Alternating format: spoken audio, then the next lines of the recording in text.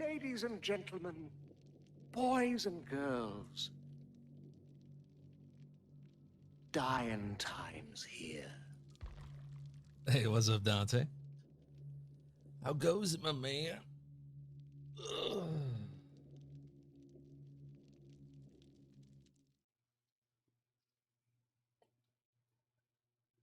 Tell you what, it's nice having a normal sleep schedule. Been waking up at like 7 o'clock in the morning. It's been nice. It's been real nice.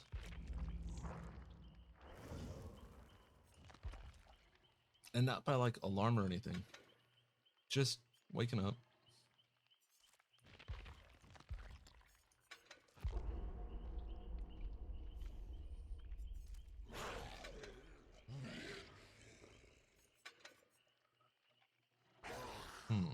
How spicy are we gonna go? You know what? Let's go super spicy. Ah, shit. No, let's do this. I want to kind of save some of these things. That's what I normally do on the weekend about that time. Yeah. I wake up within 5 minutes of 7 o'clock every time, leveling the mana miner at the moment. Nice, nice.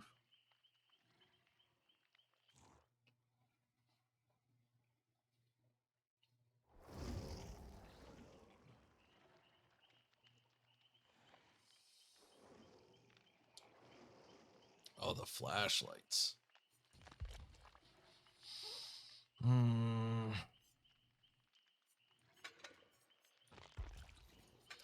don't want to use Lightborn, but it's too fucking early to deal with flashlights. I'm not dealing with that shit.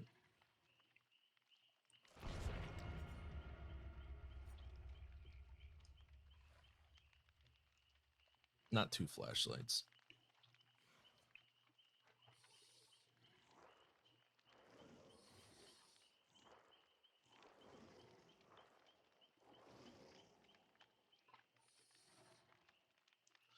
I'm still running Lightborn. Look at that sexy monster. Yeah, so at 1 o'clock Eastern time, we get to see the anniversary stream for DBD. So they're going to reveal the Dredge, the new Survivor, and the new map, which is Thompson House, which sounds like it's going to be inside. Sounds like it's going to be an inside map, so I'm super stoked about that. All right, one flashlight I don't care about.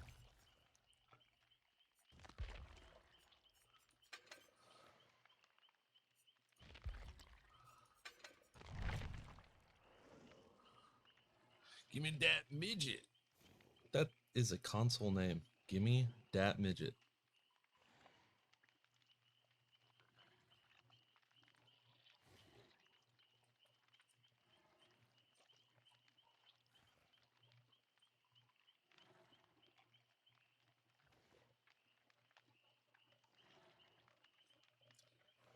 And then starting on the 28th, well, probably 27th, there will be no more streams for about 2 months.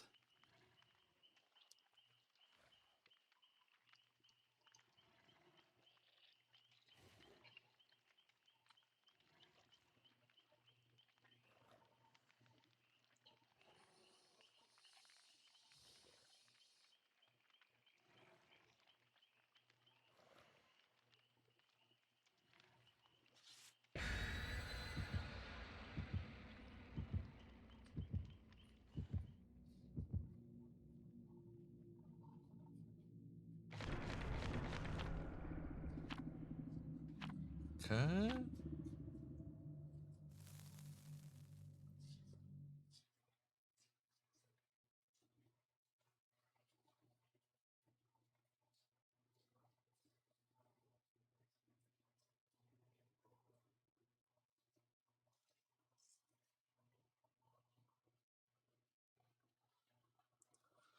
See how spicy we can get. Hit him with them silly fucking hits. Wheel Sally Snipes. 2 months? Yeah. So my kids fly in the 28th of this month, and then they don't come back, or they don't go back until the 7th of August. Mm-hmm. I get both my boys, so I'm super stoked.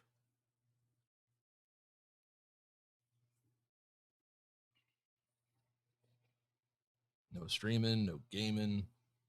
All my attention goes to my kids. Plus, I got a summer class as well. Fortunately, just one class. I heard you said you had, yeah. Stage 2 Hodgkin's lymphoma. But the chemo's done. I just have radiation now for about a month and a half to 2 months, approximately.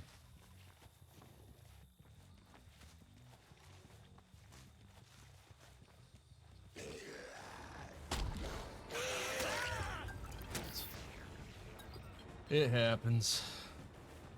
That's why the streams have been kind of inconsistent.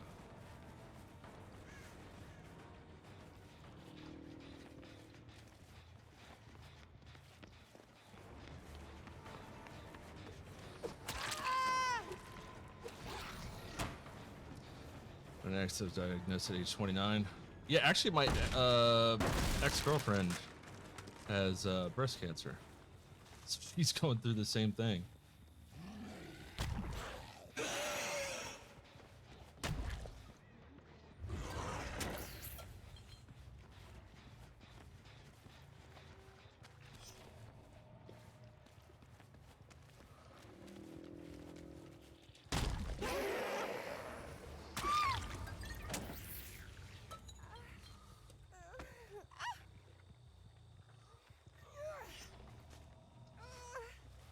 I'm not gonna make any of those damn hooks.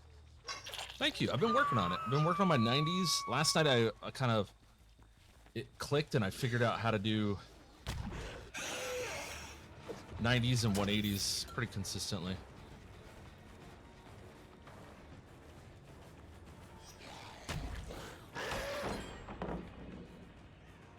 A W gamer.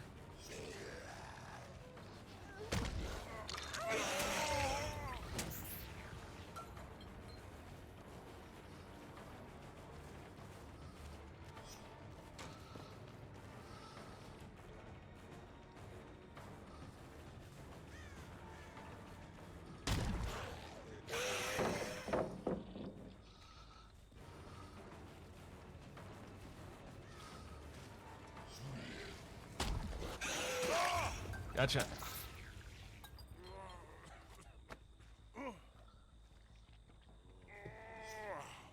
Yeah, we make that.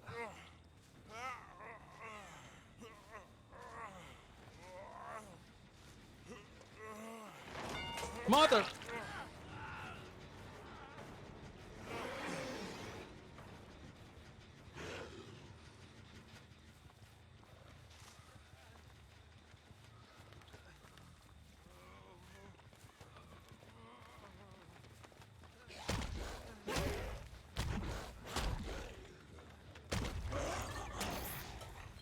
Fucking nothing to bounce off of. Alright. He should have camped that one longer.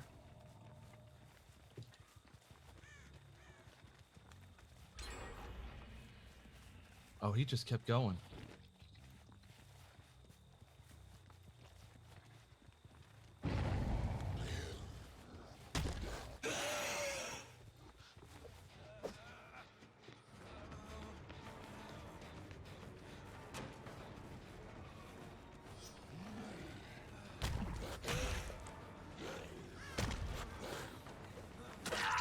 Asshole. Thought you were fucking cute, huh? I go for body blocks.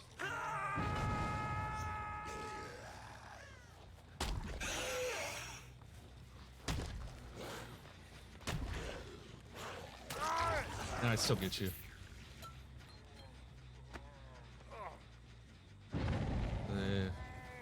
Oh, esophageal cancer. Fuck.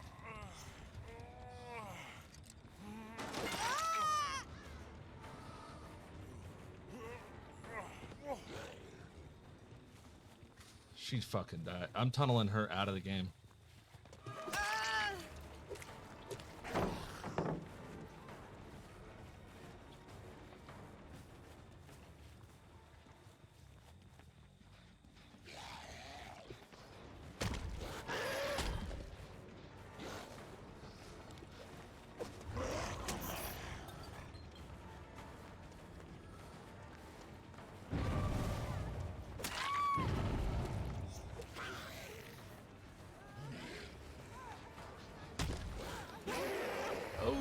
missed it by that much.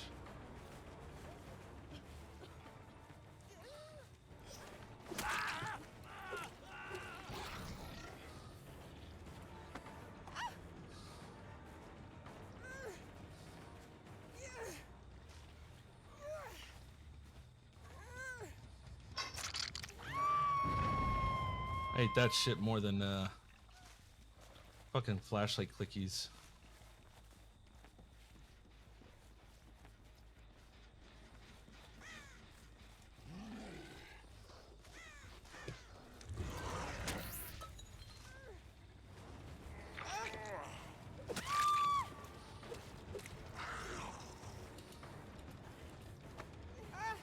Oh, we got decisive.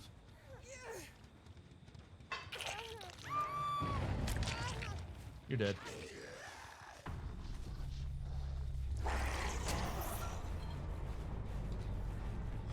Alright, I should be able to get him. If I can get him on the other side.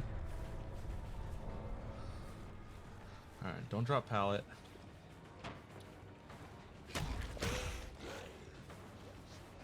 Ah. If I had the speed add-on.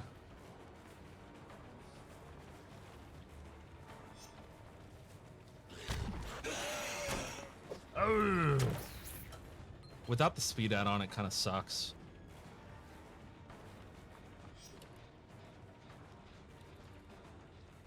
They do that every time.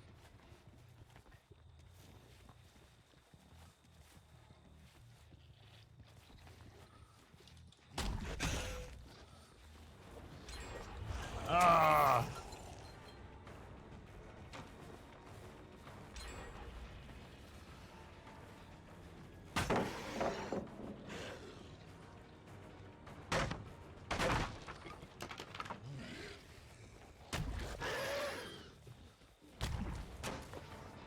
Ah.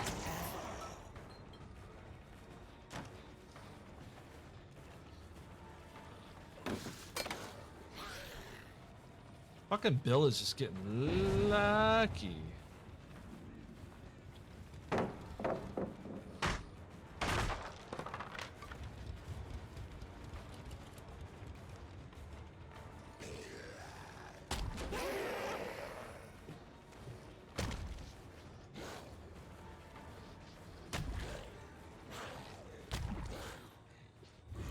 Fuck.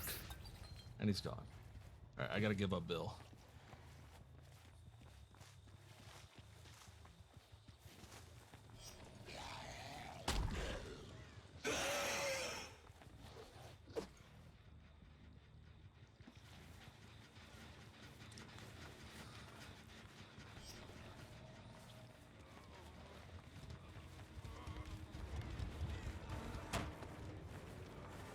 Live?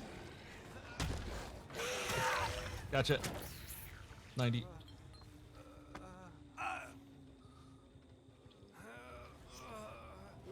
Shit.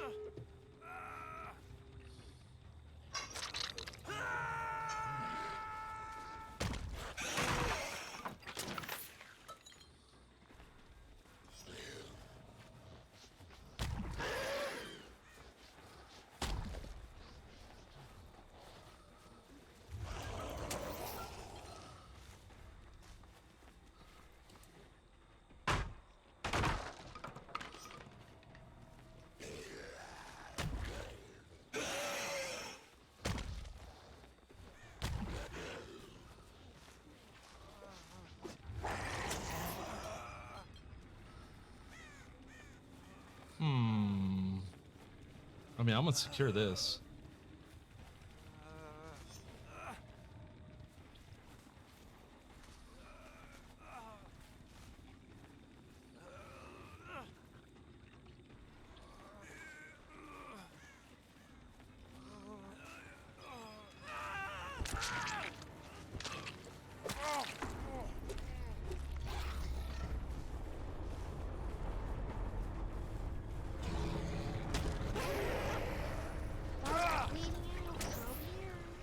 What's up, Jay? I'm gonna chase her out.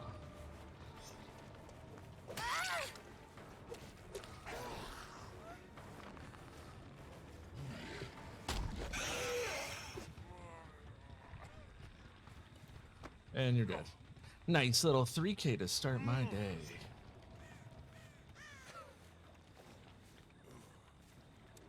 Just hit my 1 year at work. Nice, Jay. Dude, congrats.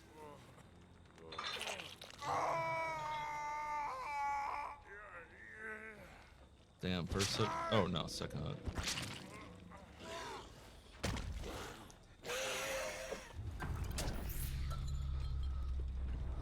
I need to practice hug tech more. My bounce logic is, my bump logic's pretty sound.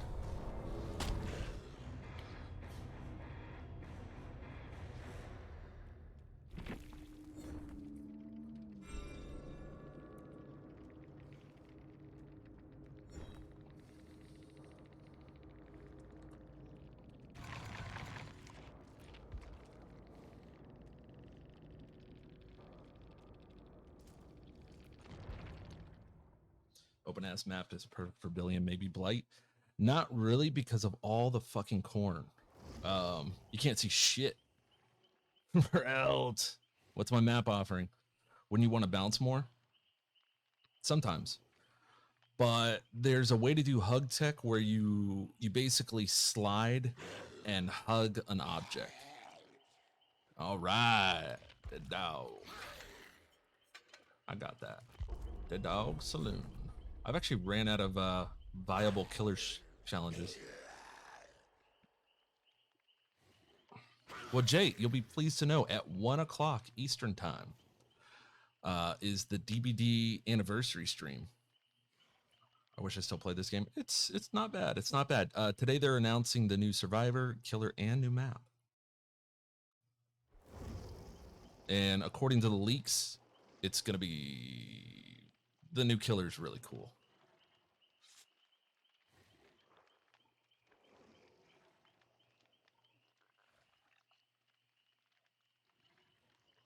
Mm-hmm. Yep, the new update. And Jay, you might be excited. According to the DBD leak, the chapter after this one, so after the dredge, for this next one coming up, which is chapter 25 or 24, chapter 25 is going to be another Resident Evil update. The killer is Albert Wesker, and the survivor, Ada Wong, my girl. I just can't make myself respend all the money again on PC.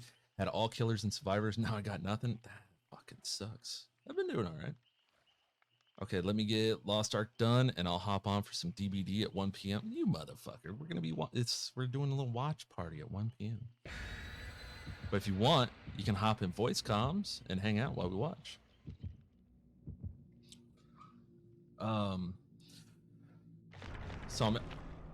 But the new killer, his ability allows him to hop into lockers and teleport between all the lockers. And then his like secondary ability, once he injures and hooks enough people, he activates what's called Nightfall, and it makes the entire map pitch dark, and he has no terror radius for 60 seconds. All right, give me 10 minutes, gonna shower, make breakfast. Right on. I mean, you got some time, Jay. You got a few hours. Yeah. He is the mentor of the doctor, and he looks like a fucking slug. Oh yeah, that's exactly what I'm looking for, Rel. I want the jump scares back in this game. I want people to be afraid of shit. Like, uh-oh, that's a locker. Maybe I don't go near that. Survivors can put locks on lockers, which will slow down the killer from exiting, but a locker can only be locked once per map. Gonna get her booty shorts on. Oh god. I mean, Ghostface and Scratch Mirror maybe, but not fresh anymore. Yeah, and we're also getting another indoor map called Thompson House. Well, I'm assuming it's indoor.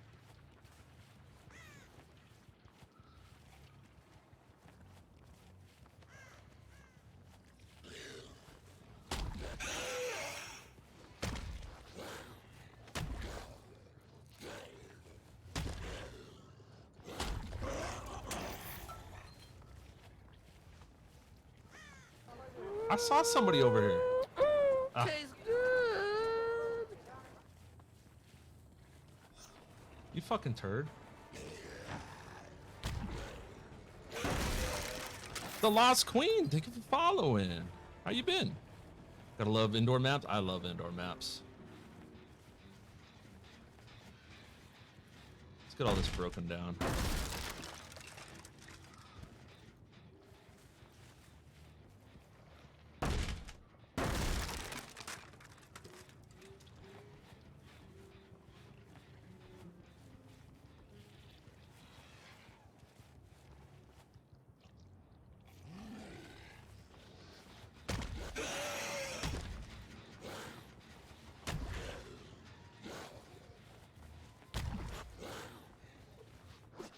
Oh.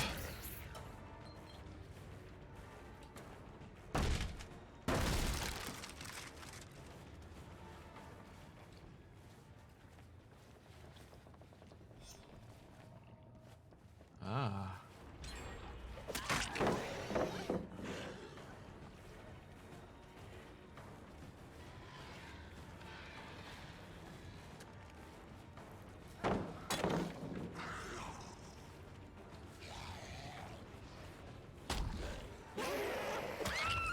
$90. Something with Blight on PC if I played again. I love playing Blight.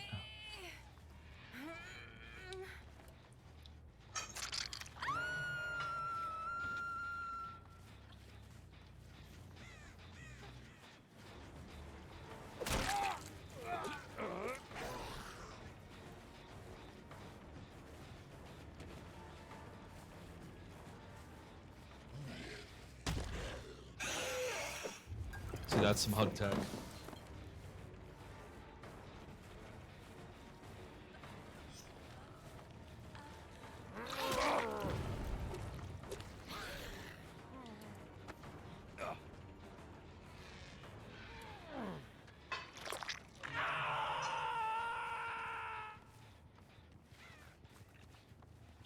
All right. Let's go get a taste. Gotcha. Nice dead hard.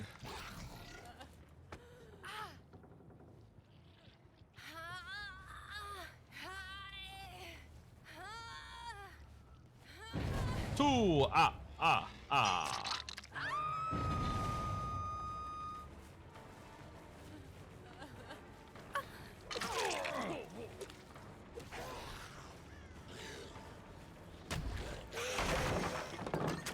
Oh yeah, you get tunneled now.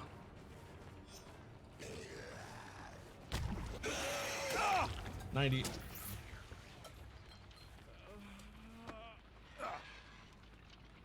Gonna abuse your borrowed time. It's a defensive measure, my man.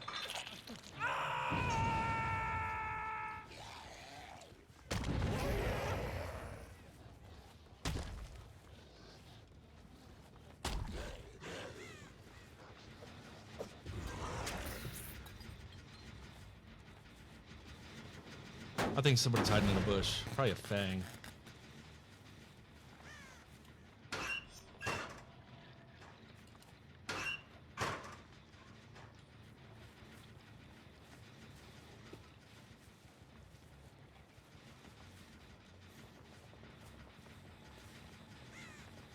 Ah. Fucking turd. I knew it.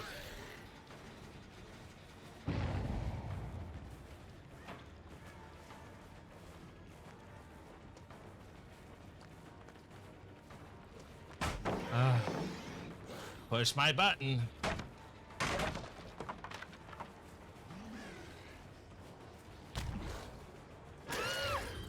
Nice try. Blight 2, I almost reached rank 1 with 2 pips off and I never reached. Oh. It feels good to hit Eerie 1 with Blight. It really does.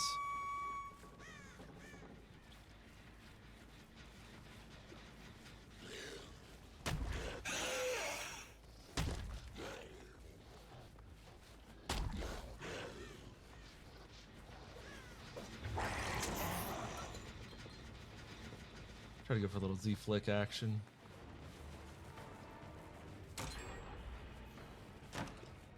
Double vaulter. Nice.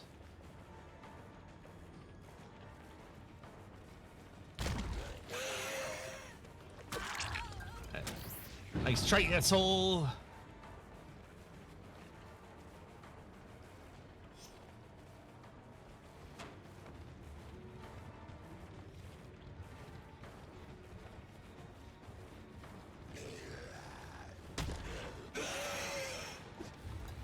Dude, everybody's got Dead Hard in this match.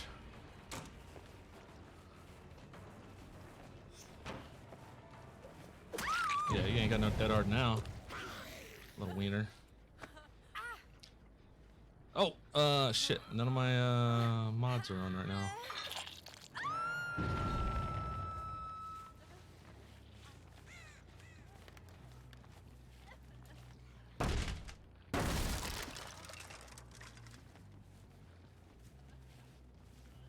That is made of all killers' existence, I swear. Supposedly, the devs have said that they're reworking it.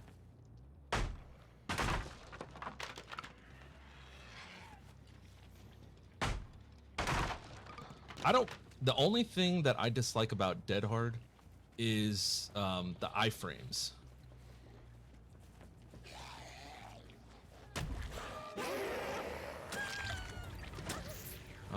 You can't go for that unhook. Sorry, Fang.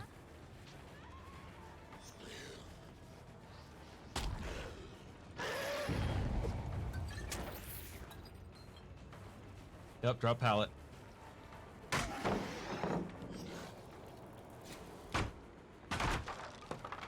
I already know you're going right.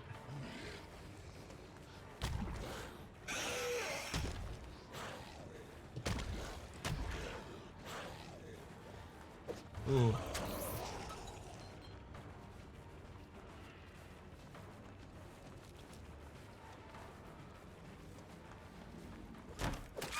Yeah. With my non-meta build, it's called, it's the touchless build. Hey, good morning, Shy. How are you? Oh!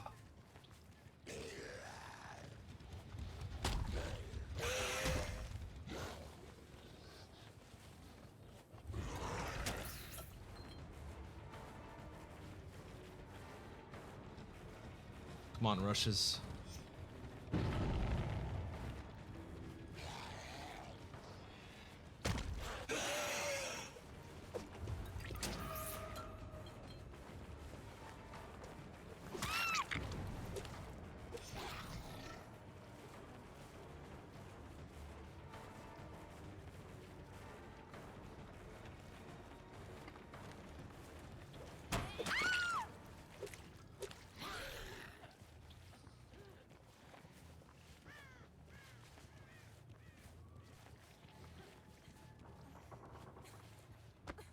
Decisive?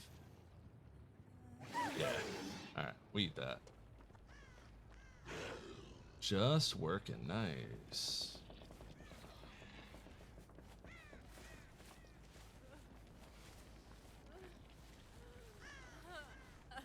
Oh, thank you. Right in the corner.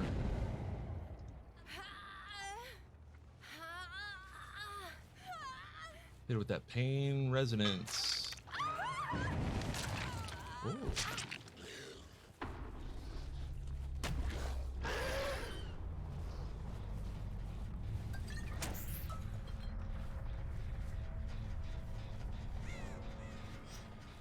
Where'd you go?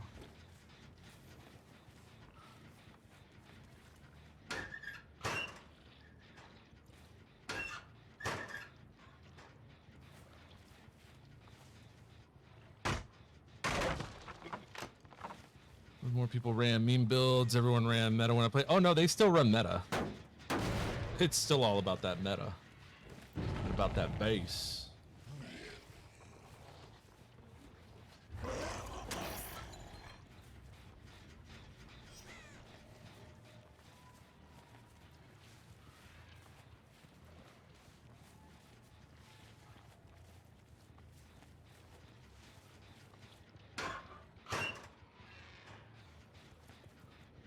Mother, no one's hiding in. Okay.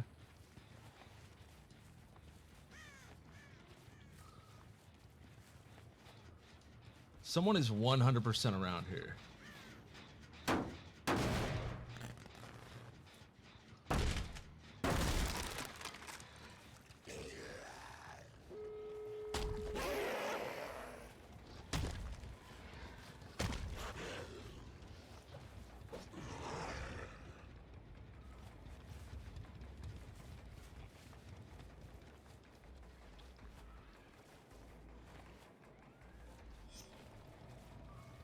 Okay. Oh, nice.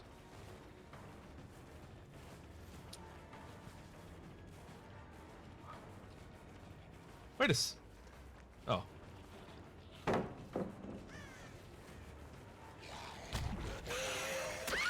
Nope.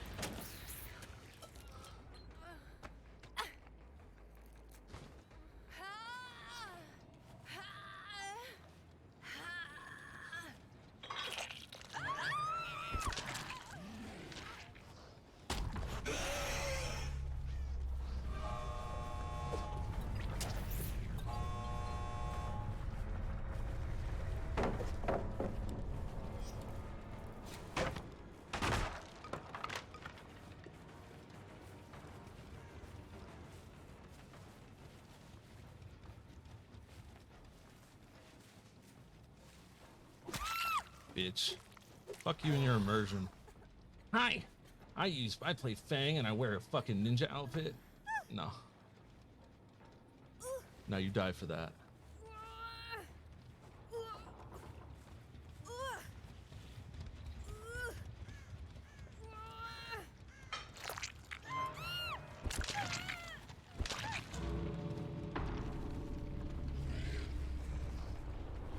Jeff, you can leave.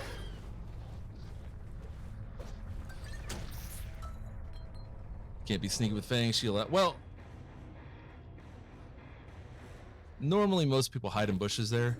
Not to mention, you're wearing an all-black suit. You just flashlight blinded me.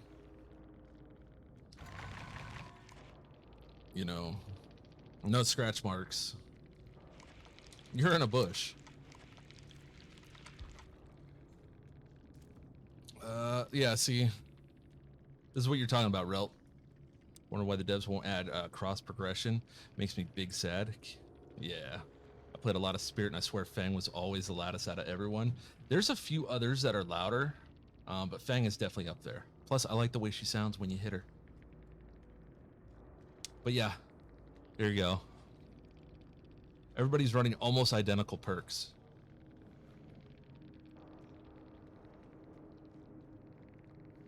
I still shit down their throats, but yeah, all meta. No, I wouldn't even mind memes. I just want like, just different stuff. GG, well played. Well played, Cade. Disappointed in your build, but other than that, good job. Nice runs, good chases.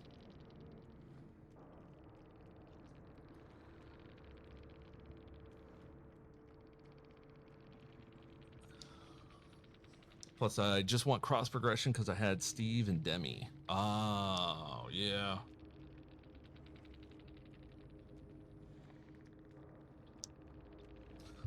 Well, Steve's a shitter. I hate the way he sounds when you hook him. Ah! It's fucking annoying. Tastes good. Hey, thank you for that follow. Much appreciated. Don't diss my man. No, fuck Steve. If I see Steve in the sailor outfit, I tunnel him out of the game. I don't care if he gets BT with DS and DH. Don't care. Sailor Steve, out of the game. Out of the game. Gets ejected. Nah.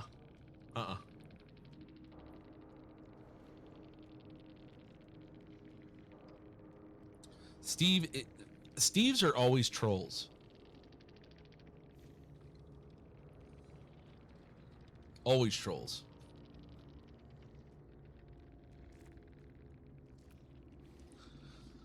Yeah, hopefully, let's see.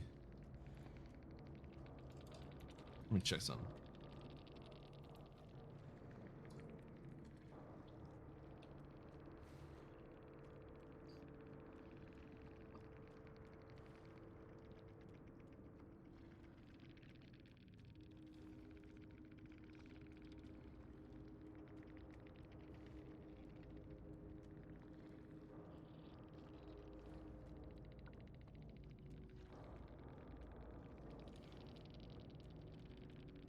Supposedly, they're going to be working on the hit validation for Dead Hard, which is all I want. Negating any damage is just awful. So live, no cap, real talk though. Kate in the American top, my fave skin of them all. Not bad, not bad. I got booty shorts on Claudette now though, so yo. Also, I do like Elodie too, and Kate. Kate's good too.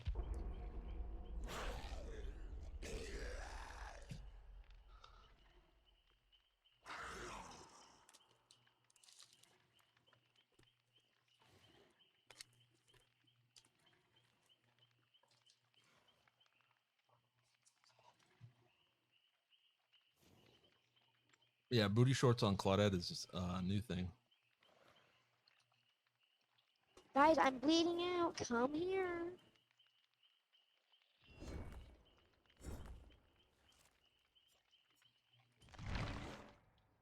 Ooh, not a bad weight. If I redeem point, can we get a Ghosty Mori? I mean, I could try. I don't really play him. Kind of bad with him. I could try.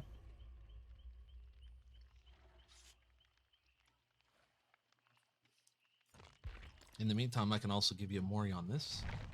Mammer Jammer.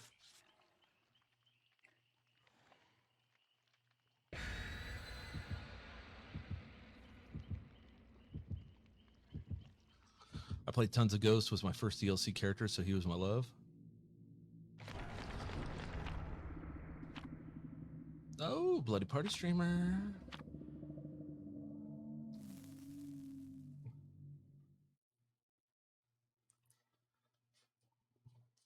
There you go. Trance has like 1,000,000 points.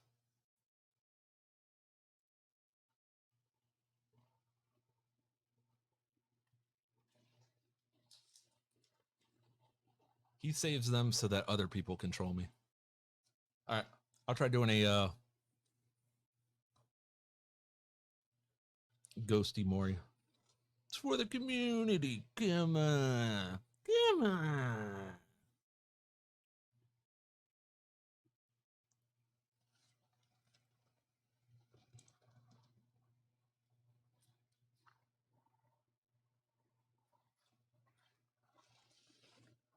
Went to the shops today. Yo, picked up I don't usually do candy. But I got some Jolly Rancher sour gummies. They're so good. Don't you want to make the peoples happy? Mm-hmm.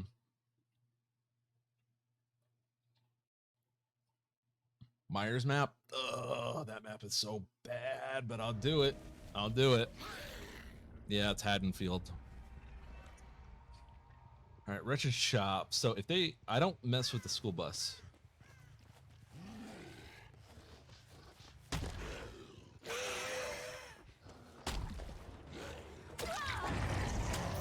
Stay away from my place.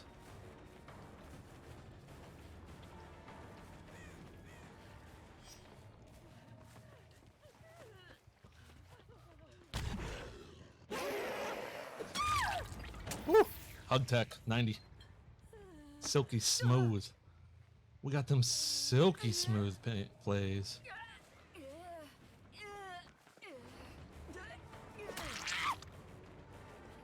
Want to do it again? Keep your hands off other people's toys.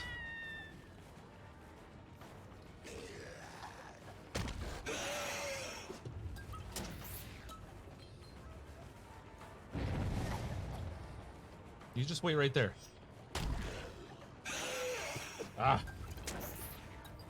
Couldn't quite hug that one. We'll go around.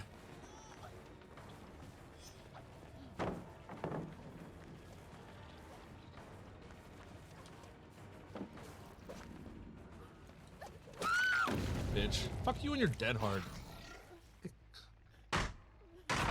Get the fuck out of my dick hole, bitch! You tell him, Jay.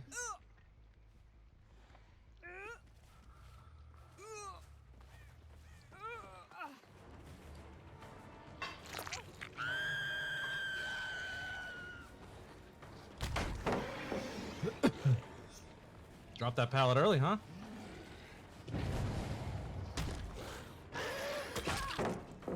$90. Where are you going? Why are you running? Get the fuck out of my dick hole, bitch!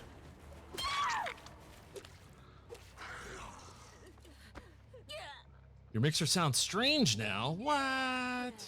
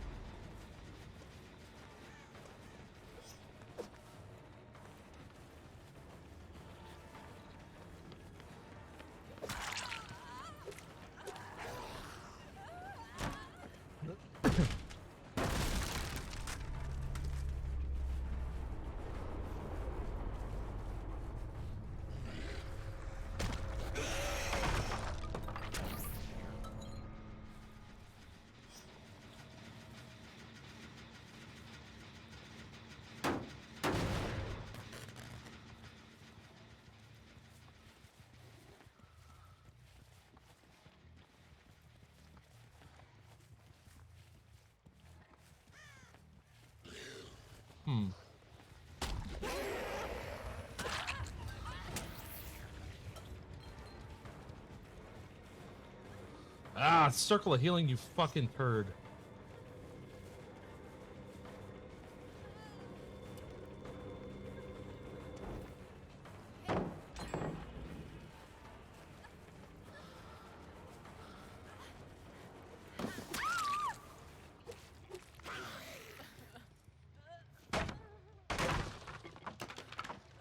Now, because there's been multiple problems with updates. Yes.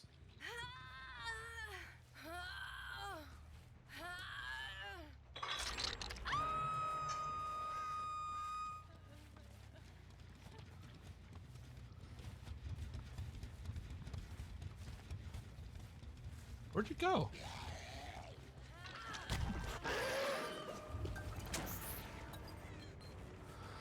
Oh, the bus of pain. Ooh. Well, I know you don't have decisive strike because you just unhooked. No, I didn't see her at all.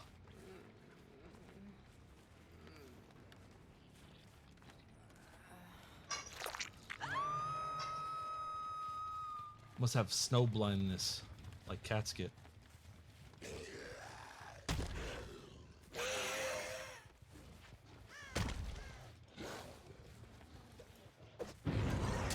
I'm moving so fast, man. I operate in the future. Small sliver of light blue. Yeah, how the hell would I see that?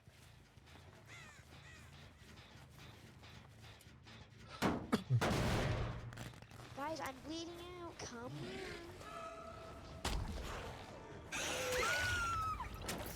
All right, I'll eat the DS. Look at this. There's no reason other than decisive strike. Oh. I mean, if you're not gonna struggle, then I'm gonna just take you over here. I don't want to lose that other hook. Always struggle, people. Always wiggle. Wiggle, wiggle, wiggle, wiggle, wiggle.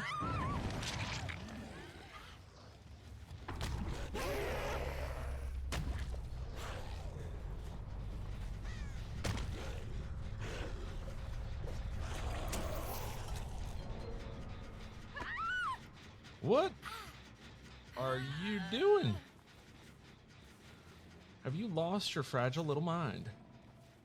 Oh, they're giving up.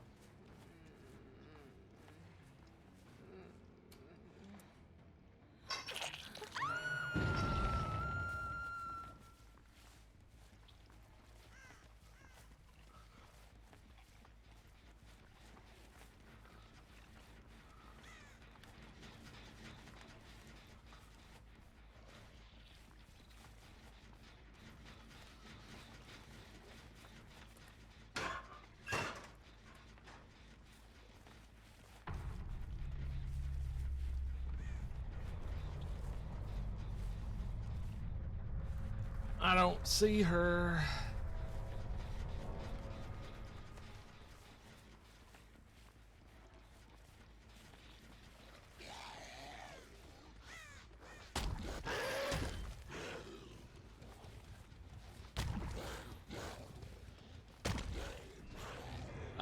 Oh well.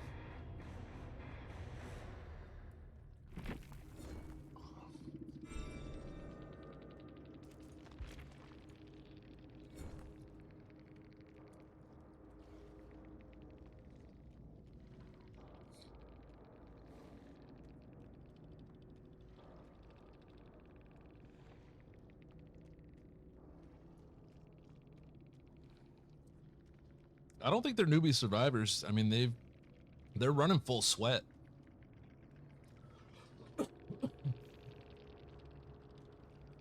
Those are full sweat builds. Look at that.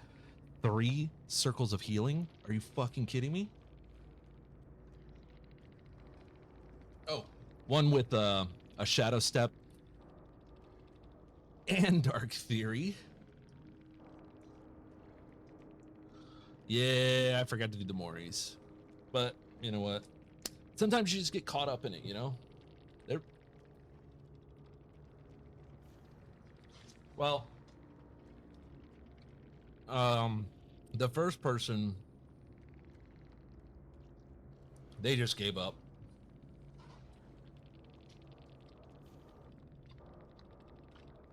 I'd love to see it, Jay. Are you kidding me? I'd love to see them not taking advantage of it.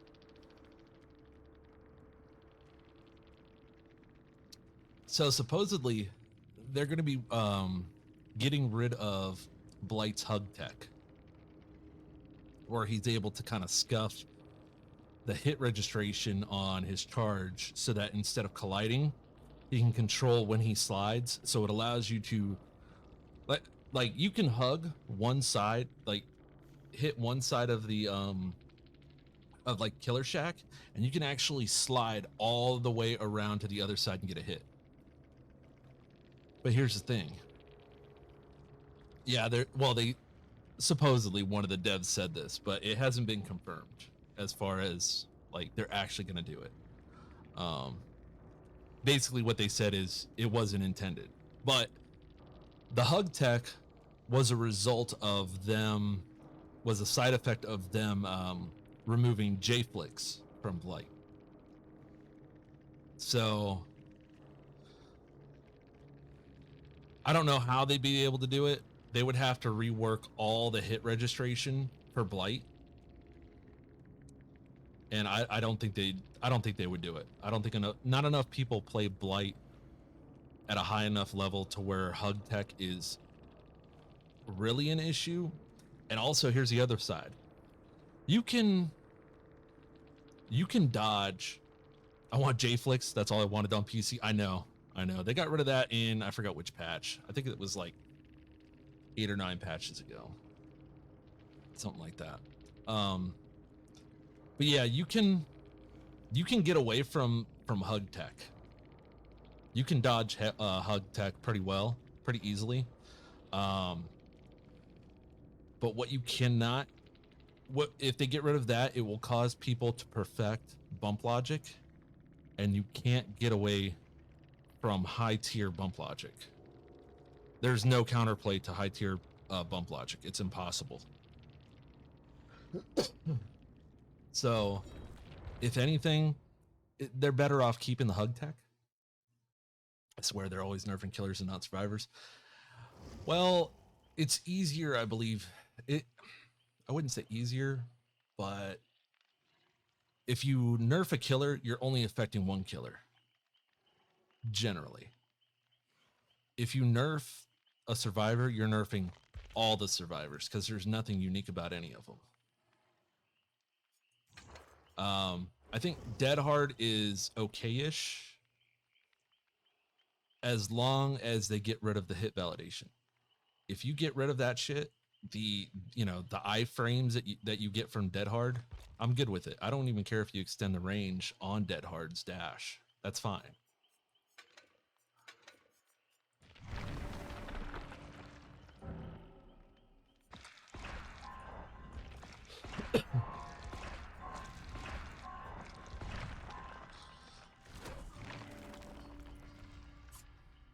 See if we can get a Mori.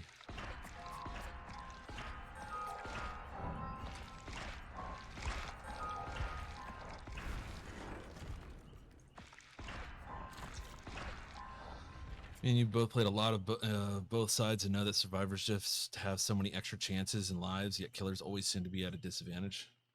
That's not a paragraph at all. No, that's fine. The extra chances, it's meant from a good place. You know, borrowed time and decisive strike, they're meant to keep survivors in longer so that they're not just constantly killed ad nauseum as soon as they get off hook. That I'm completely fine with. What pisses me off is, okay, give you a scenario. This happens, I wouldn't say super often, but often enough that it pisses me off. I hook somebody near a building.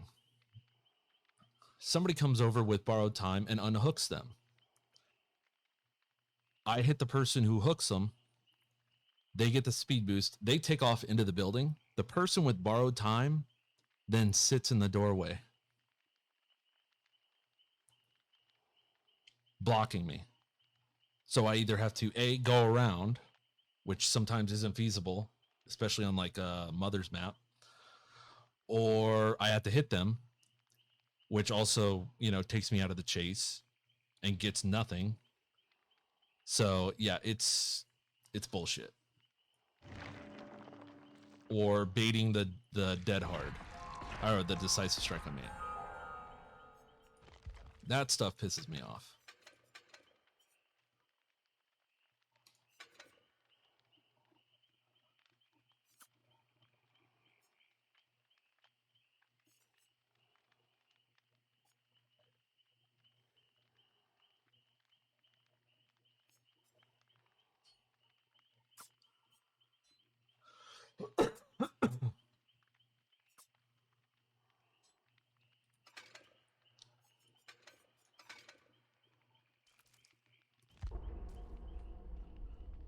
Or C-play nurse. Yeah, from what I understand, nurse on console is pretty jank. I haven't played her in a little bit. She just got to the point to where it was too easy to close out games. That it wasn't really challenging. Like even sweaty matches, it gets sweaty and everything. The butt cheeks are clenched, but I never felt skillful playing her. But with Blight, I don't know. It's like fast-paced chess. It's like, oh, you're here, I'm gonna bounce here. Oh, you move over there, I'm gonna move here, and you're just zooming all the time. You can get some silly fucking hits too, which is great. I love it. I fucking love playing Blight. I tried picking them up a few times, and it was just, oh, it was so brutal at first, and then Tally actually turned me on to Lilith Omen, who's probably one of the best, if not the best, Blight player in the world. So that motherfucker, I watch him religiously now, and he's got a fantastic guide that just explains everything, and you just have to just practice with him. But it's so rewarding. Oh, if you pull off like an S flick, playing easy is boring. No P3 on Ghostface. I don't play Ghostface at all. He's like my lowest tier killer. I don't like the stealth killers.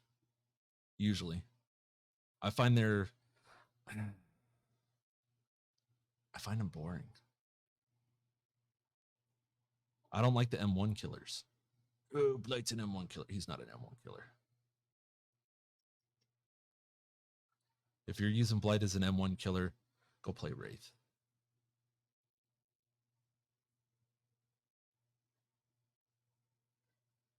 Yeah, high skilled killers they're just much more gratifying. And like low key, I think Billy's a high skilled killer too. To pull off some of his tech, I mean, beyond the simple run up directly behind the survivor and rev your chainsaw. And Blight will forever rely on his bash. Billy was hell for me. Yeah, dude, his fucking turning. Unless you play Drift King Billy. Or Moon Jump Billy.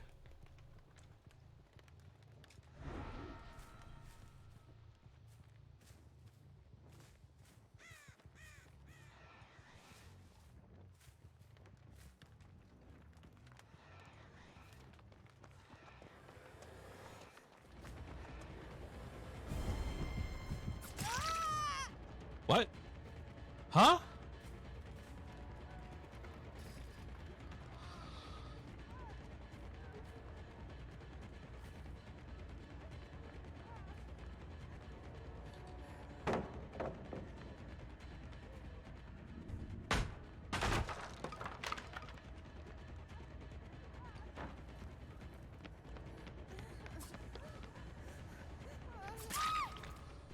I got dead hard. I got dead hard. At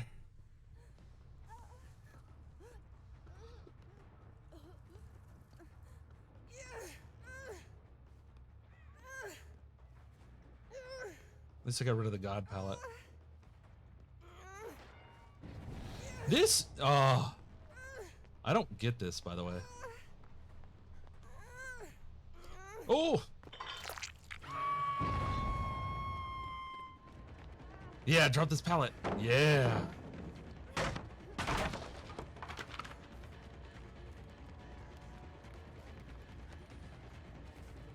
Yeah, drop this pallet. Yeah.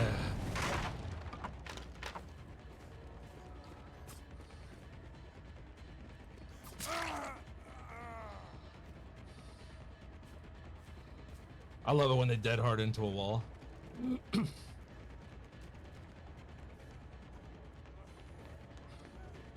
Dead hard.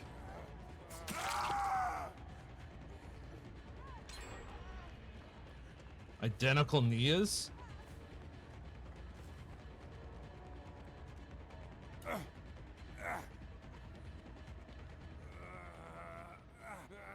You don't beat me to hook.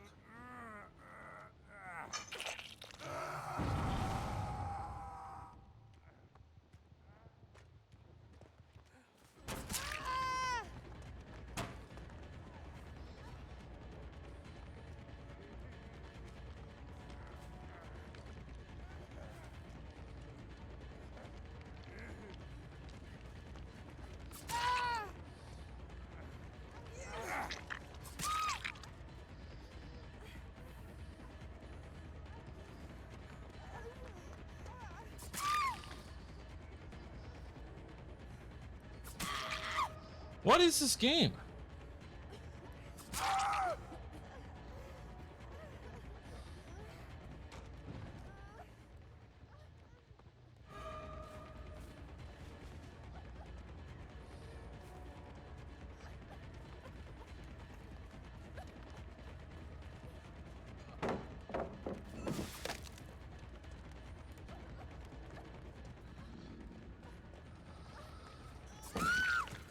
Oh my god, they got fucking unbreakable.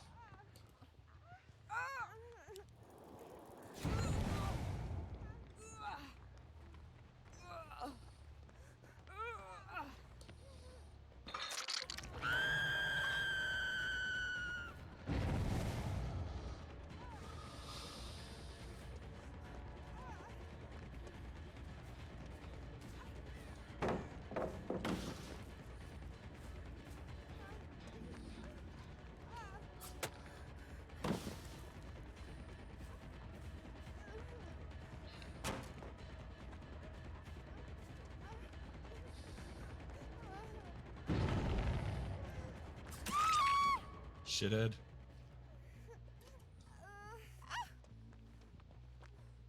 Possibly only one unbreakable.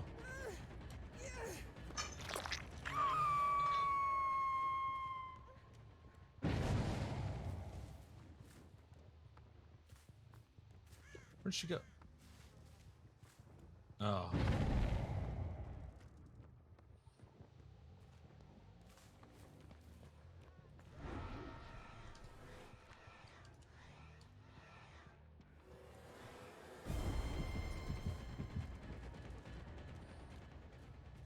Okay, she can reveal me through the bush. Got it.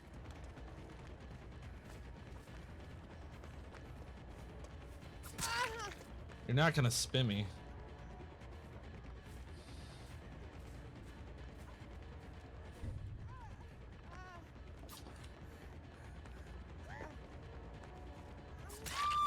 I am a shithead Nia.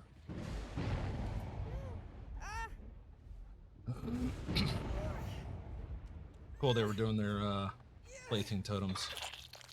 Beautiful.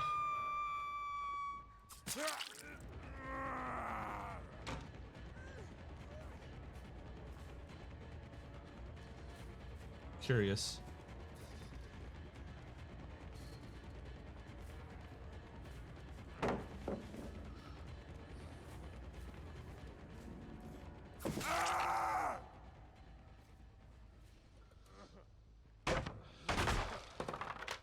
I don't need to be the master sneak the way these guys are playing. It's like they've done one generator.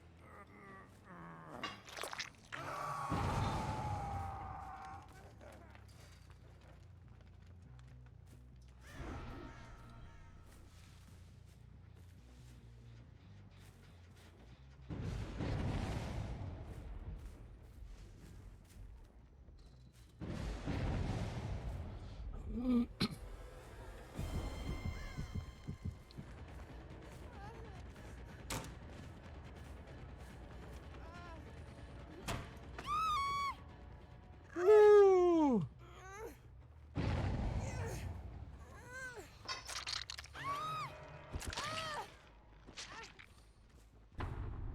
I probably should have moried her. Didn't Alright, we will get a mori.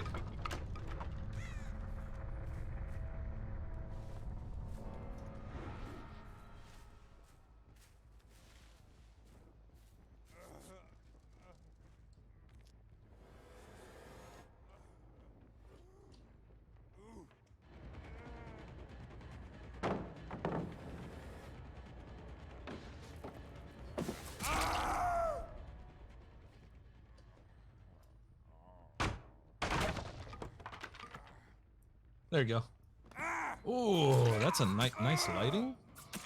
I get that like a solid 8.5.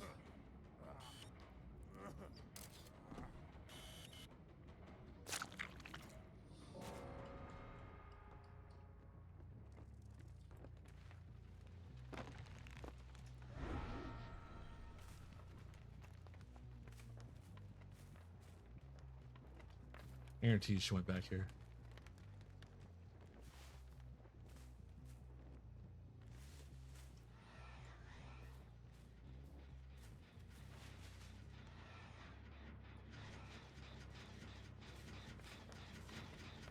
What?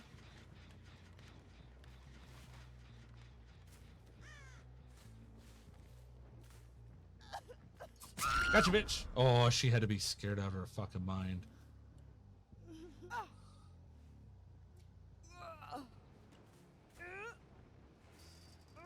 See where the Nia's at. Oh, there we go.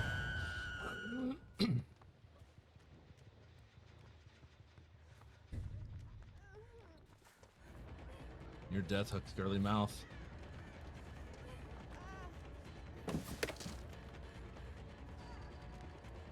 W Gamer. There's nothing out here for you.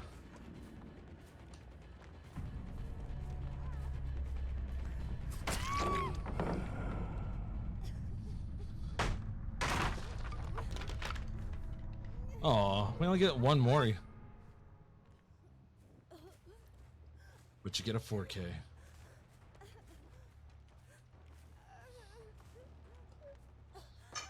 And there you go.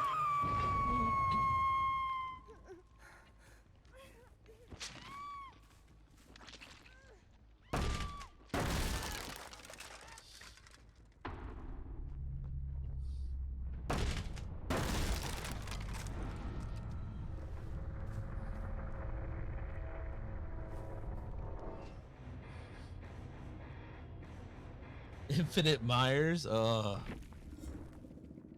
gotta see if I hold on. I gotta see if I have the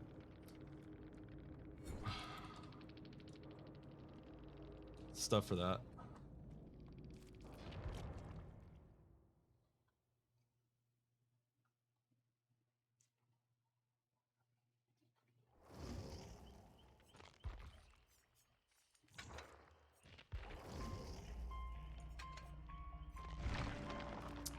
Um,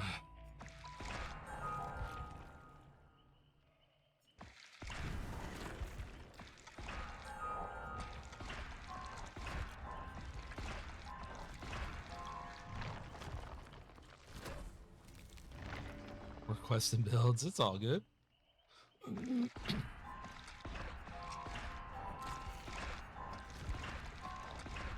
Mixes it up for me.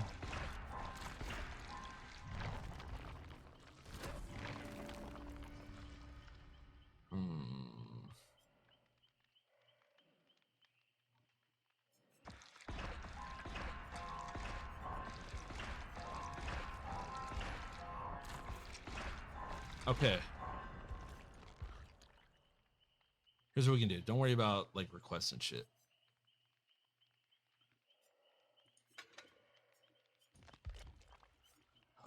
What works with this?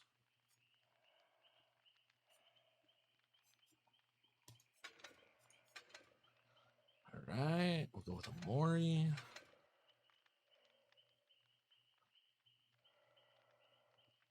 And wait, I already have Sloppy. I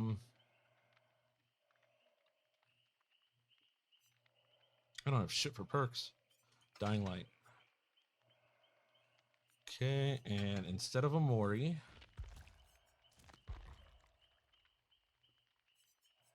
let's see if I can find a good map. I only have 48,000, so it's got to be on this one.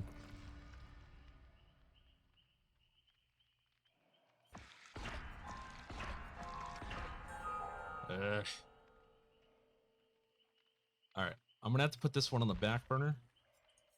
I guess we just do infinite.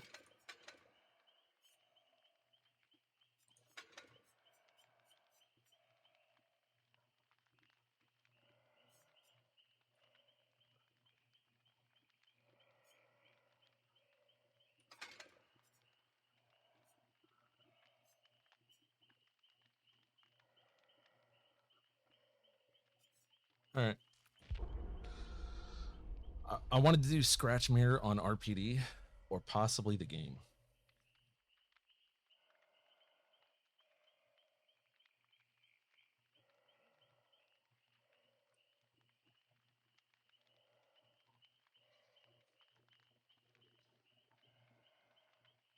I hate RPD. Oh, RPD is my favorite map. Killer and Survivor.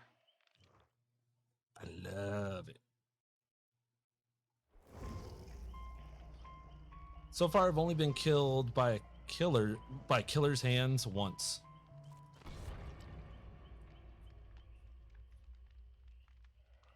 And all the times I've played RPD. It's way too large of a map. But see, it's not a problem for Blight.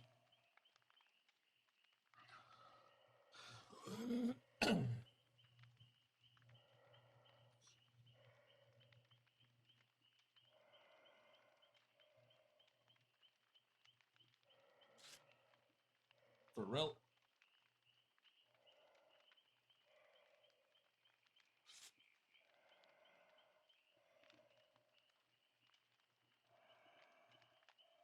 G-Head.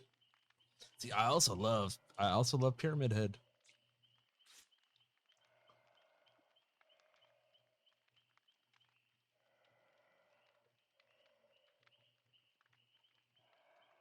It's like my two go-tos. It's like Blight, and then if I want to mix it up, I play Pyramid Head. Started playing tons of P-Head before I stopped. Oh man, I'm good at the M2s, man. I'm good at the flick shots. Getting them through walls and shit. And they're like, what the fuck? My favorite though is you time it just perfect at the unhook. And it's like, oh, they're already committed. You're just lined up and you're just ready for that strike, and then you down them both, and it's like, oh, chef's kiss.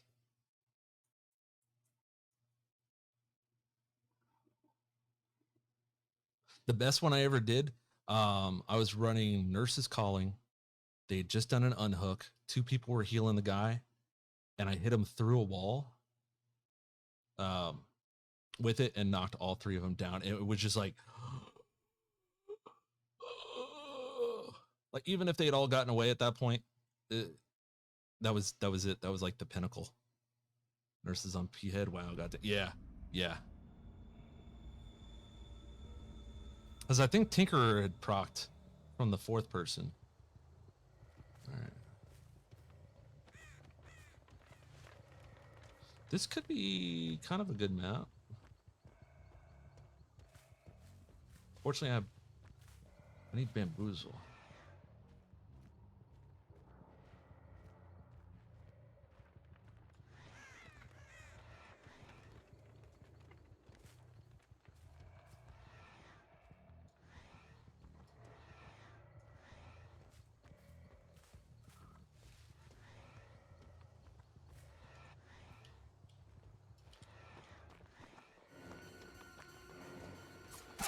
I mean, I gotta hit you.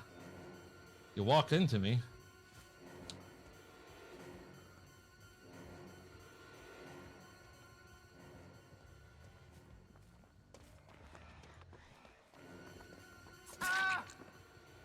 I can't not down that.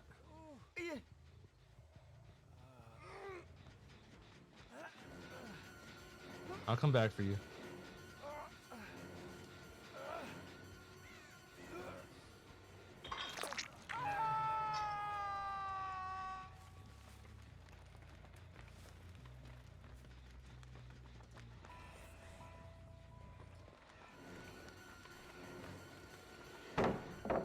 Thank you.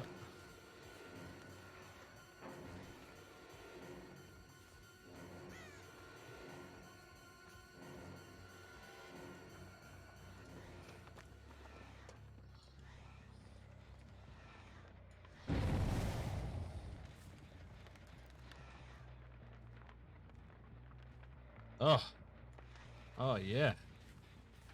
Feed me, baby.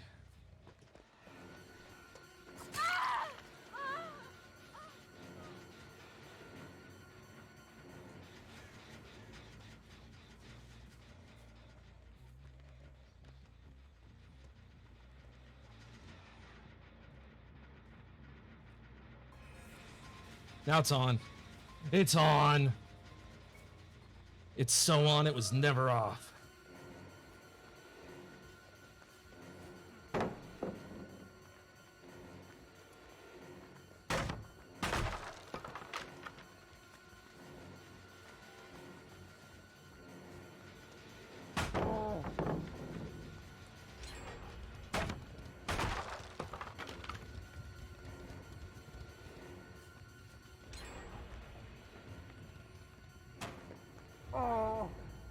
What? What? Did you guys... Is there a hacker in my game?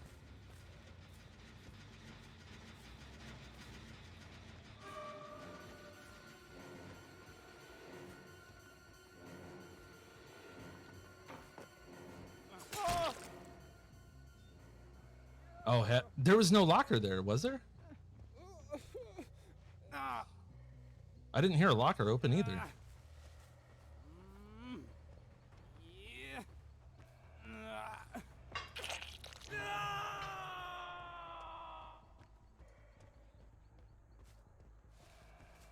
Oh, it popped on the right.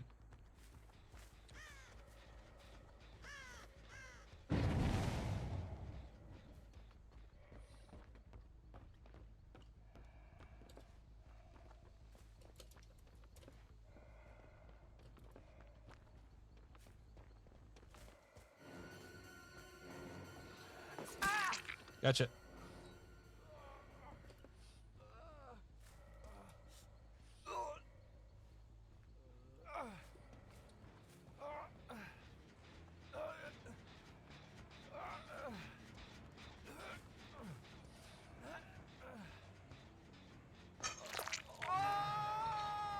All right.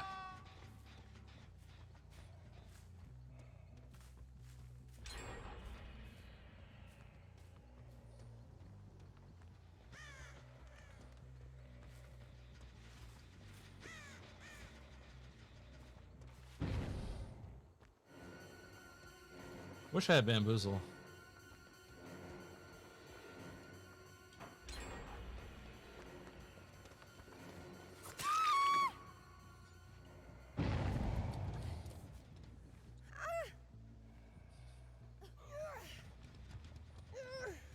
Or a fucking hook nearby?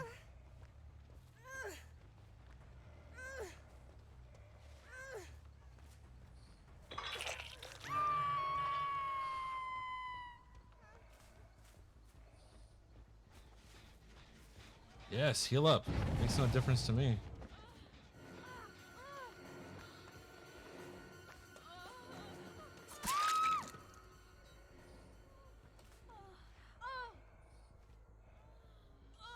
I'm fast as fuck, bye.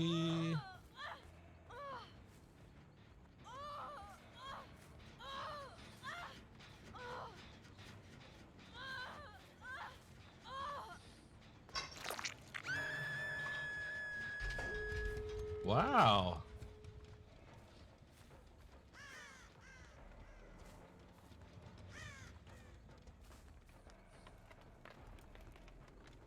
Make a move.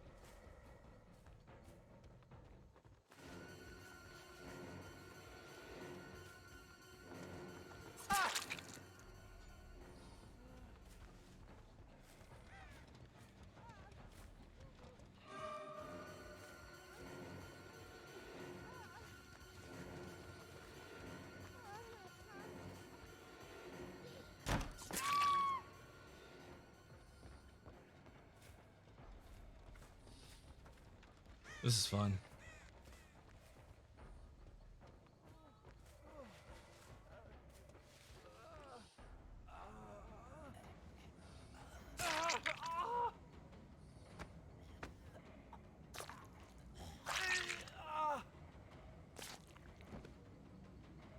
I just wanted the Mori.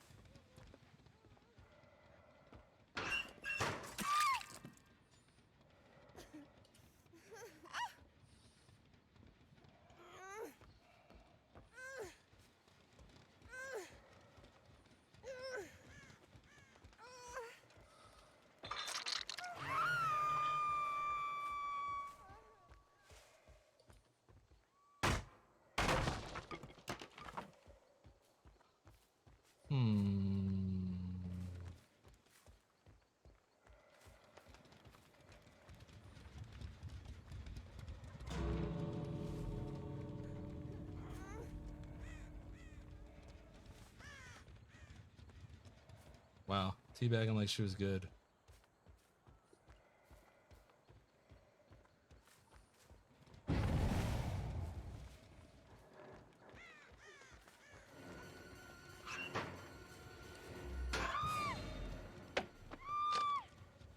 Decisive. See what I mean? Using it offensively.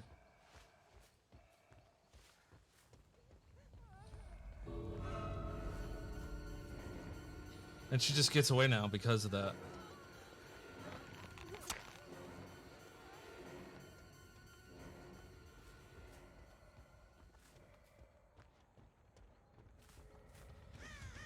Well, it's tier 1 Spirit Fury.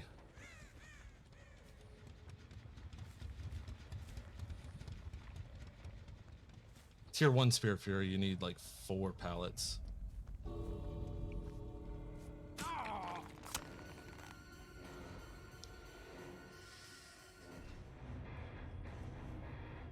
It was just what I had on him.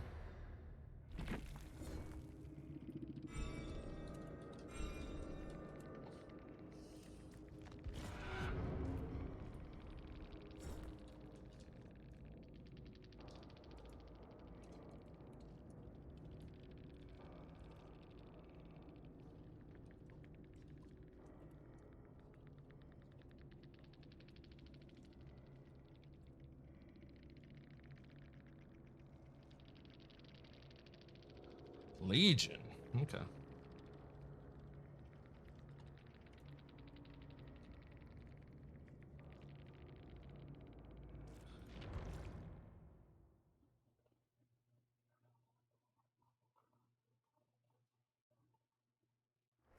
All right, we'll do Legion.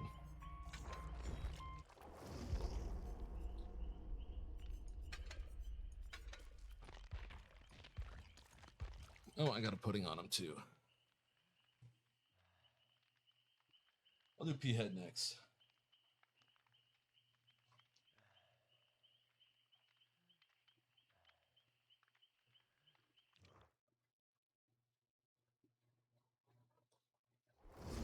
So, Legion got a buff. Pretty big buff. Yeah, that Claire was pathetic. I think what agitates me with teabagging, if you ran me, teabag, you earned it. But if you were dog shit at running, and the only reason you escaped is because I didn't want to tunnel you out of the game, don't teabag. So now Legion, if he gets 4 hits during his special ability, his 5th hit insta downs.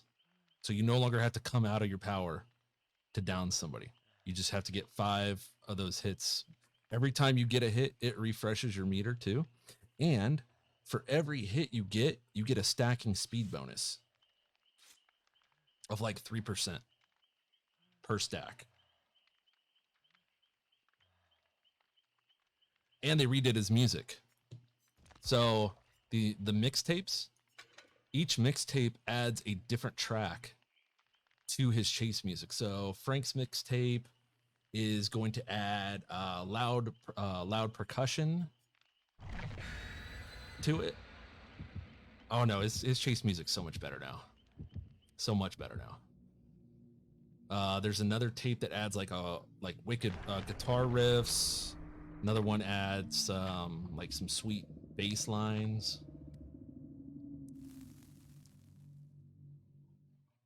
You can mix and match. So he's got like his bass, his normal chase music, and then you add each mixtape adds a different like thing to it. Kind of cool.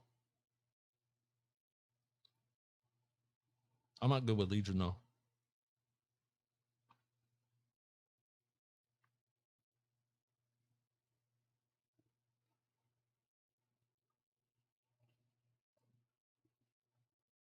Man, I miss this game. Dude, Rel, just hook it up on console, dude. It's just that easy.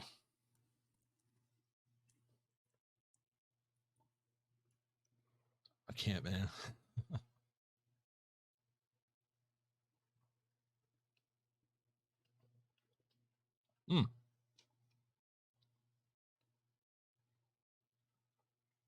If it's on Xbox, logic would say that it's on the Microsoft Store.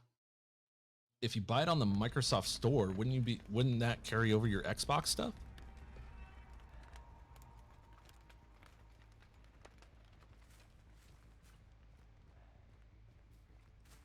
Oh, got a gamer. 2 gamers, 3 gamers. All right, here we go.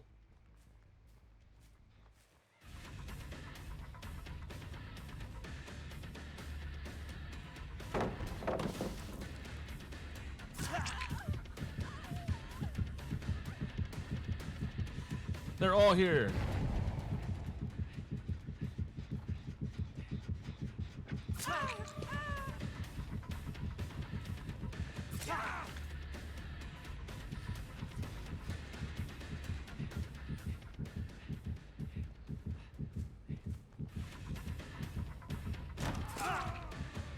Next one downs.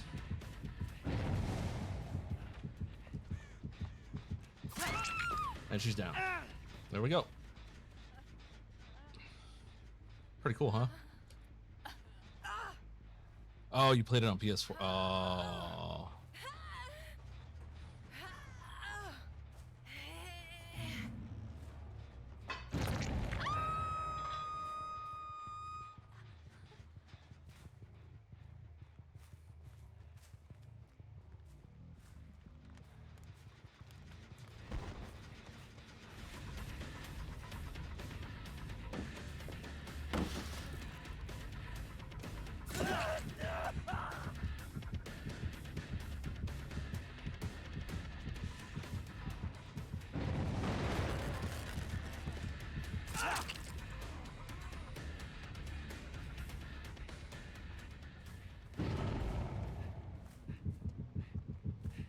I won't make it in time.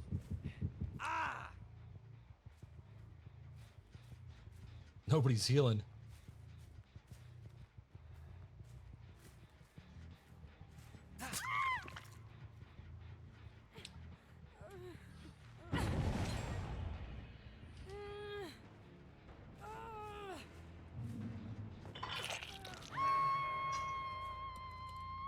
Uh-oh. Oh yeah, heal up for me.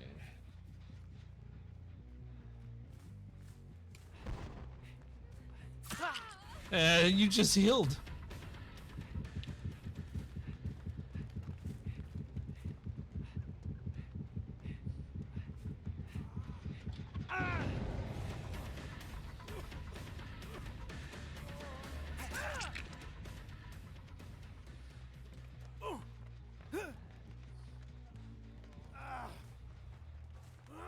Somebody's nearby.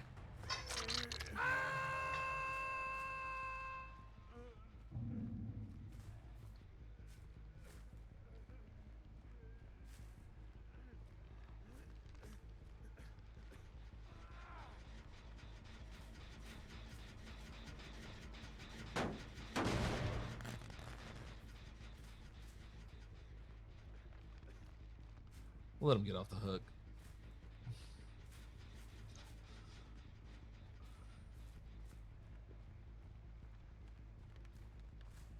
No healers. Oh.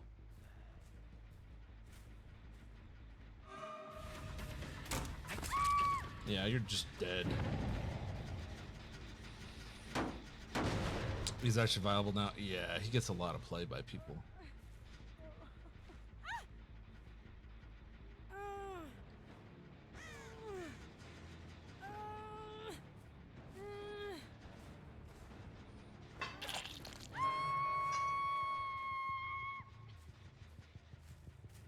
Oh yeah, heal.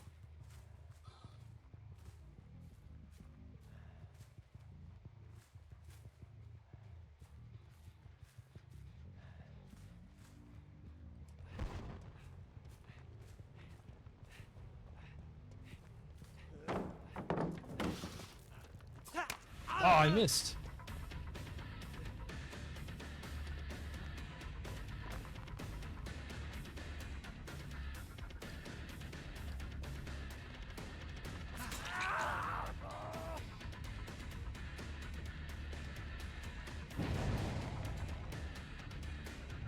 Where'd he go? Oh, he went right through.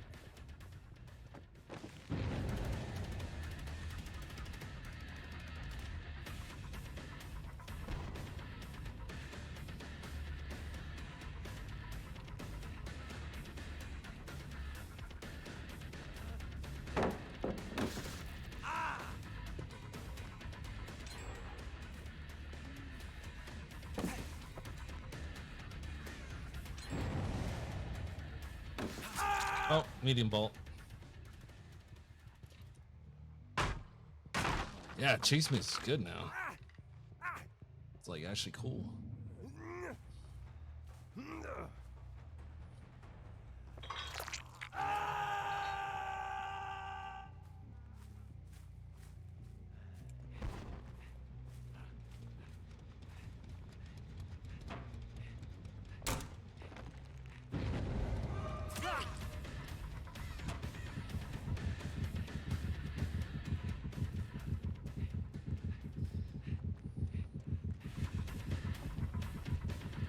Oh, I ran out. Fuck. Pallet.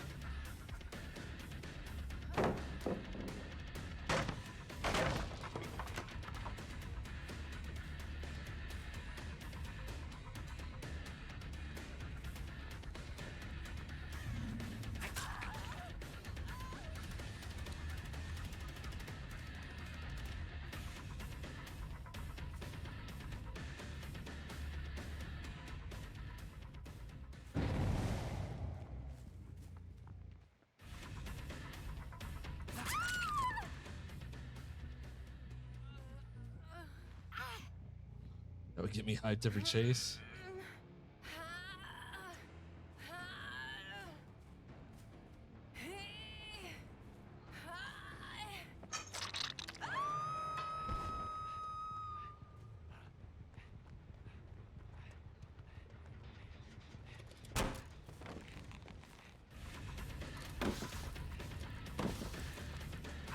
Oh.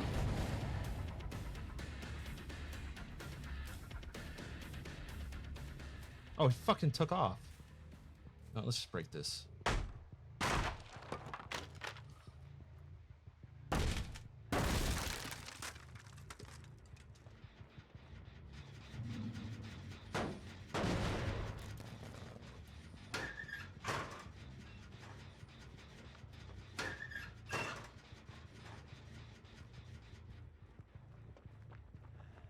He wants to hit me with that pallet so fucking bad.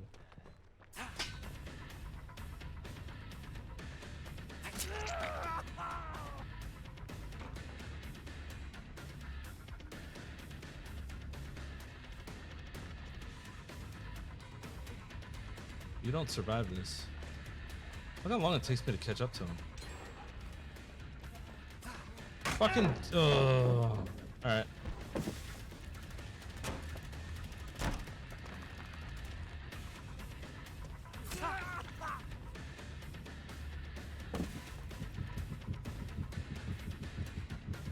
I'm not a huge fan of this guy, though.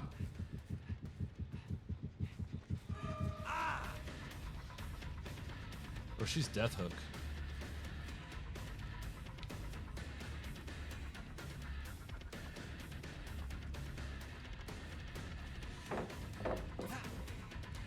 Oh, Dead Hard.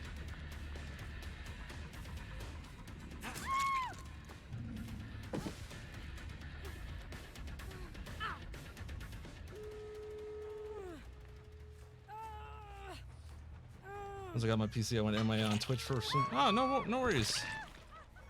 No worries.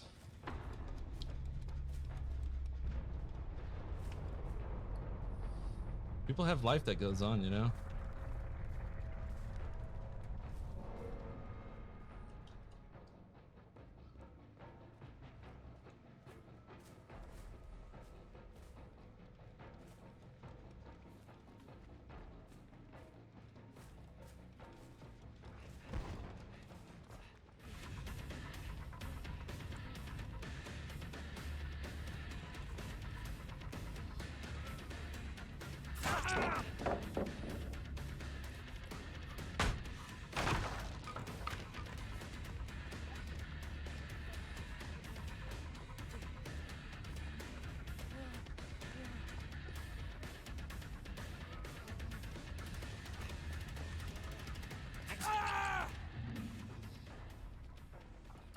But he had a styptic.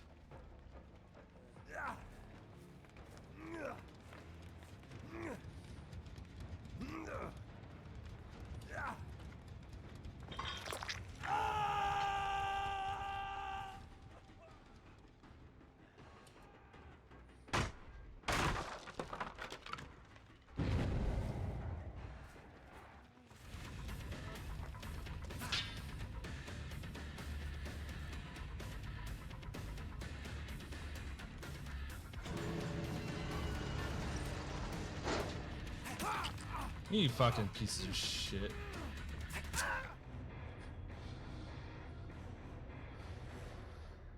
I hate the body blocking in this. Shitlord. Oh, and another shitlord.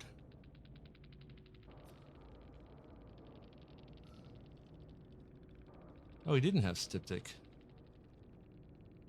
Huh. Thought he had styptic. Them fun chasers.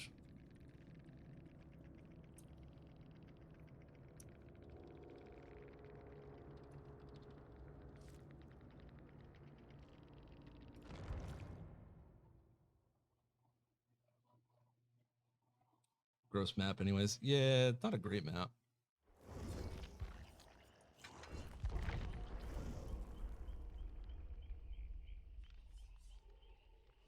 Oh, if you get Legion on like the game, oh my god. Destroys.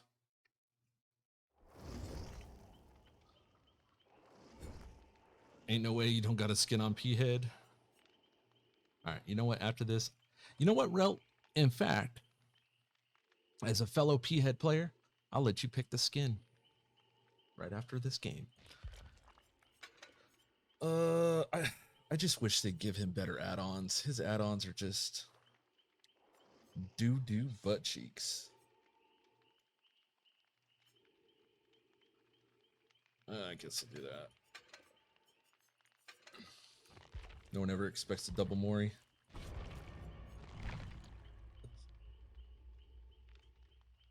Got a skin on almost every killer.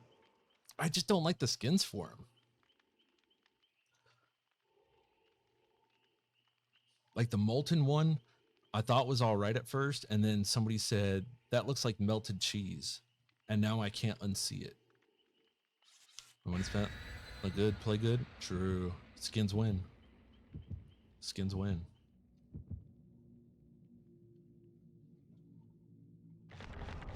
Chains and rotted one on P-Head. That is a good one.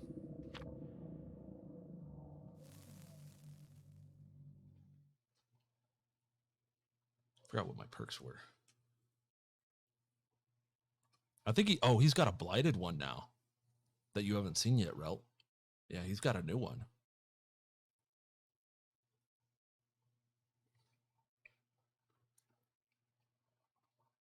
Moosehead on Huntress. Here, I'll show you the skins I got.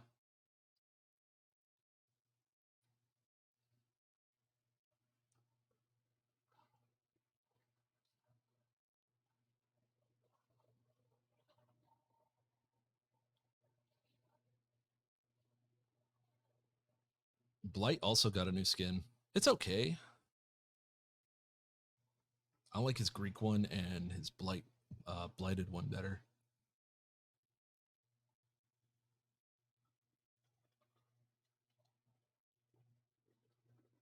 Yeah, when was the last time you checked out the skins for the killers? Might be able to surprise you with some new ones. The game. All right. Normally I would hate this map. Green cool looking one on Blight.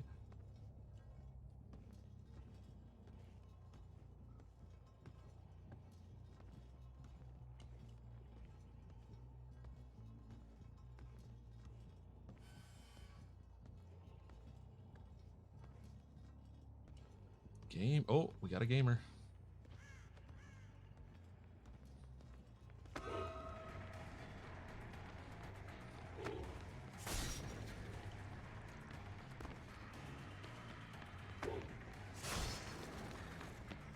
Pick him out with it. There we have one. Ooh. She does not want the pudding.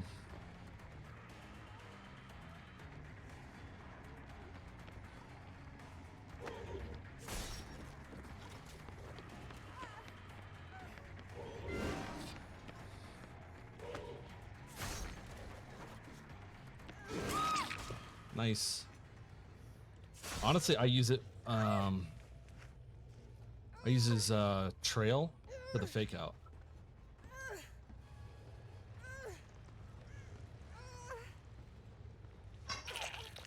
Thank you.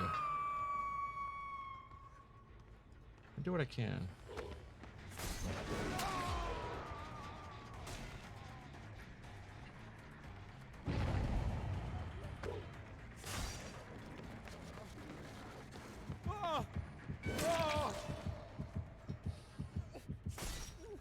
Alright, I'll save the cage for the next one. That's how I keep track of decisive. No fucking good hooks.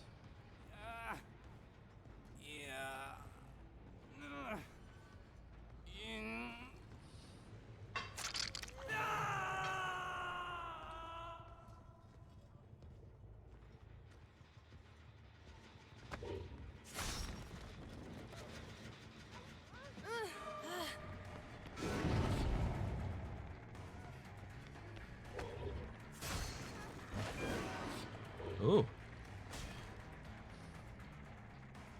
M1? Yeah.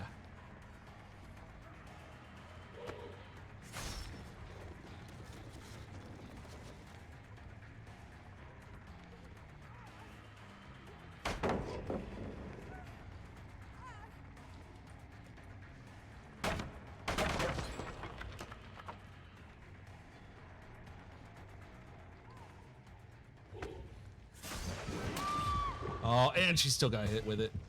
Hit him with it.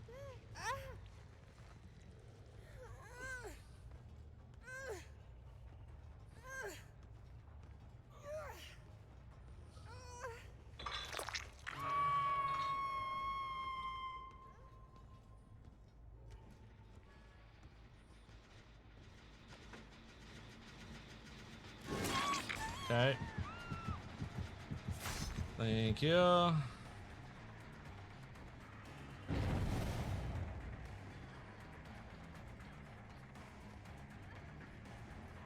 I'll drop right behind you, girl. Thank you.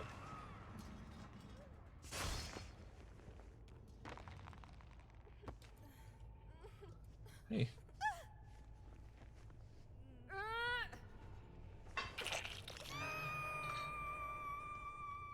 Need one more in the sauce.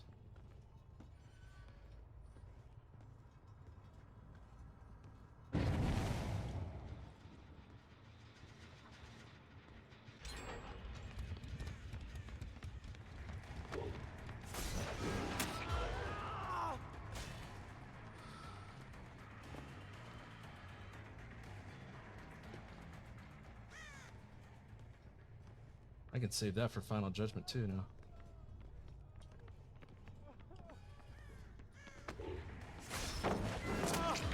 Thank you for the pallet. Killer's so much more fun. I hear the pitter patter of little feet. So I don't know. The way I do it, if I know they don't have DS, I'll save the trail, so that way I can just kill them at the end. Tracking's a little easier too. I know one of these guys went over here.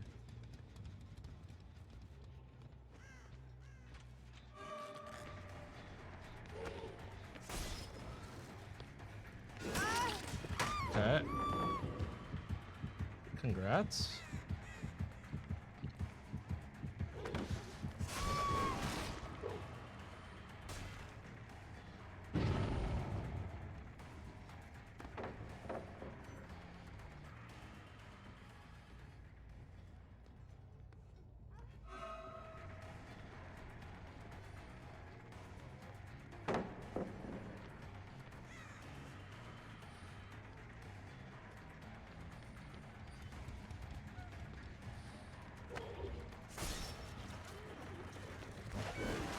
Ooh.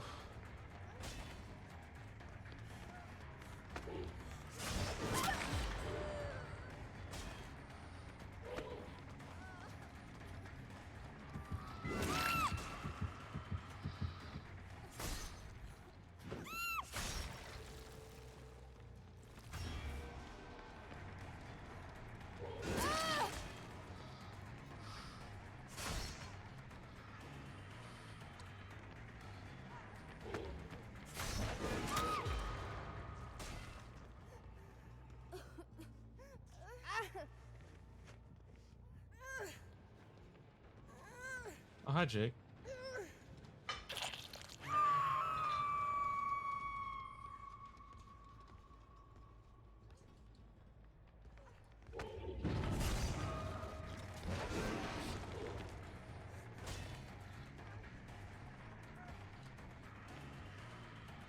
One are on the other side.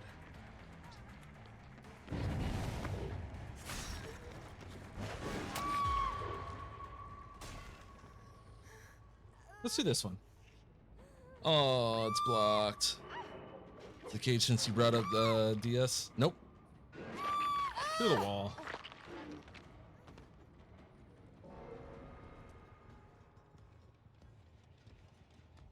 No changes have been made to DS.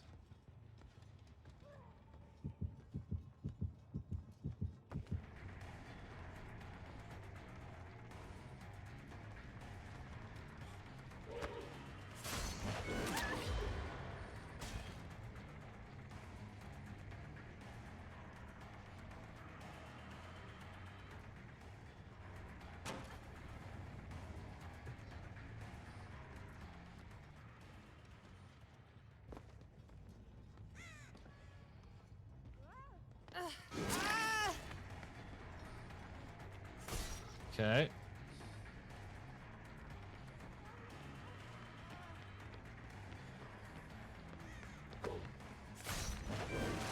Oh, dead hard.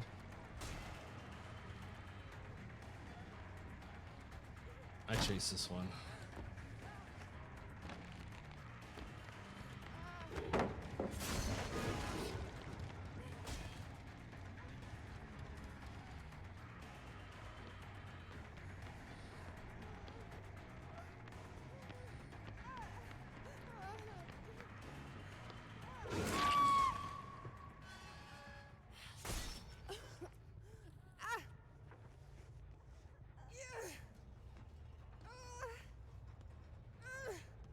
She's right above.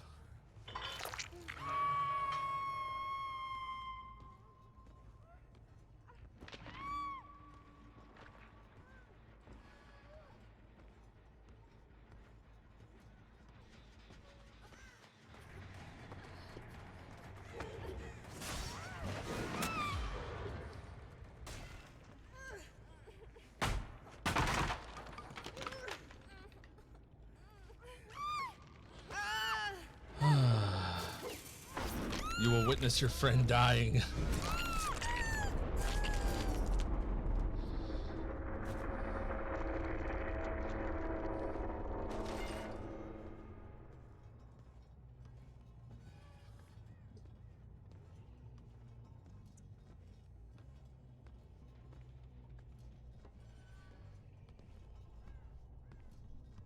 I hear him above. You hear those birds? He's looking for a drop down. Oh, he found it. Fuck.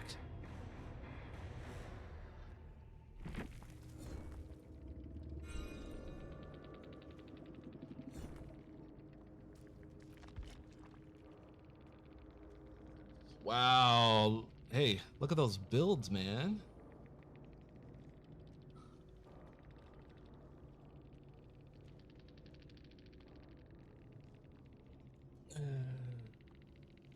Disappointed. They changed Mori. No, he still has his Mori when they've got the goo on him. When they got the pudding on him, he still has that real quick kill. But then if you take the other Mori too, just in case they don't have the pudding on him, then you just, do that one. Yeah, he's still got the big, swing the sword over the head and slam it on him. Yeah, I'm just 3DS, 4BT, ain't no way. Yeah.